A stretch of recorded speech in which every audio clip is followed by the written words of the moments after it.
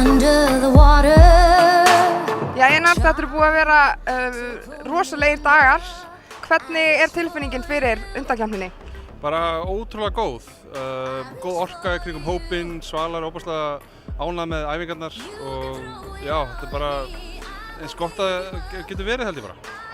Hvernig gekk dómarareynsli í kvöld? Bara ótrúlega vel. Svala einhvern veginn bara henni líður svo vel á sviðinu og bakararnar, eins og ég segi, þau eru svo samheld og við erum svo ákveðin, þau fara svo ákveðin inn á sviðið. Þannig að þetta er eiginlega bara næstu því svo skemmtun sko. Því að þau eru bara að njóta sín svo vel og Svala nýtir sín svo vel á sviðinu og fara að vera hún sjálf og vera með sitt eigið lag og sitt eigið sound og allt þetta. Þetta einhvern veginn skiptir allt máli, þetta kemur einhvern veginn allt saman. Síðastliðnu dagar, þið eru alveg búin að njóta líka, eða ekki? Hvað þýðir það að njóta? Nei, tjók. Þetta er bara ofboðslega mikið vinna. Jú, njóta þess alveg gríðarlega vel. Þetta er ótrúlega falleg borg. Komur okkur gríðarlega óvart, maður hefur ekki komið hingað. Við höfum farið til Rússlands og túrað Rússland með bandinu okkar, en ekki komið til Úkraínu áður.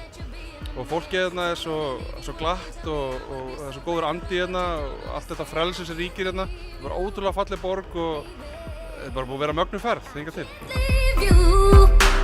But you make me feel